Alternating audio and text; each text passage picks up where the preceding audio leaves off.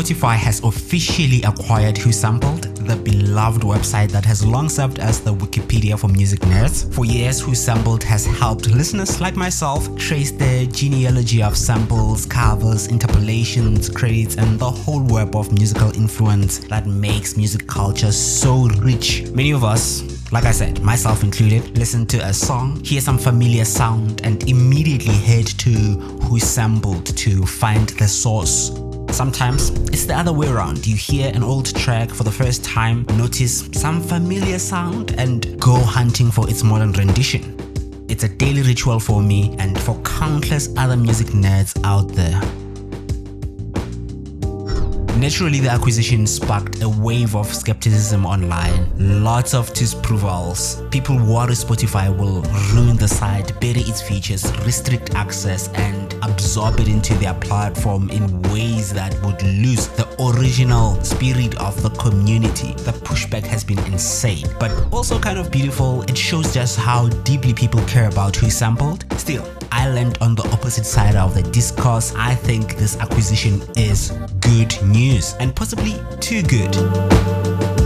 This entire situation echoes Apple's acquisition of Shazam. At the time, Shazam was in financial trouble, lower valuations, rising operational costs, and a very delicate balancing act between monetizing and keeping the product accessible. Apple swooped in, and Shazam became not only healthier but instantly ad-free. It was preserved and not, I must stress this, it was not cannibalized.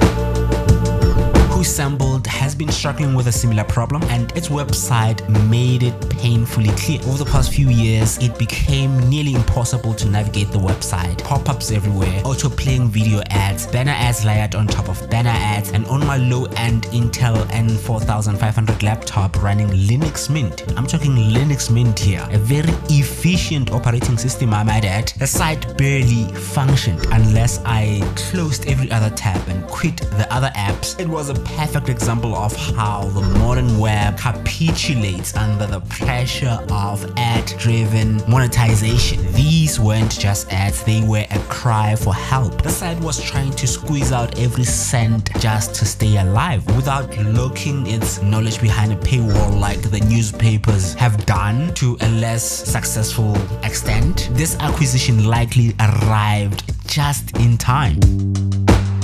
As part of the announcement, WhoSampled confirmed two major improvements. The site will become ad-free in the coming weeks, and the content moderation turnaround will become faster. That alone is truly transformative on my end. And separately, Spotify announced a new feature for artists and listeners called SongDNA, an expansion of the existing credits section. It will integrate WhoSampled data directly into Spotify, giving listeners a richer context and deeper lore about their favorite songs. It's the kind of feature that I've always wanted, and it feels obvious now that it's in hindsight, something that I believe Spotify should have done a while ago. For WhoSampled, this acquisition means stability, sustainability, and a drastically improved user experience. For Spotify, it adds a layer of depth and uniqueness to their streaming offering. It just beats out the competition. Apple Music doesn't have an answer for this because there's only one WhoSampled. Just as Apple gained a permanent edge with Shazam, Spotify gains one through WhoSampled. So Spotify doesn't need to pick it apart to benefit from it. The best outcome is the one they are signaling. WhoSampled remains a product on its own, but better.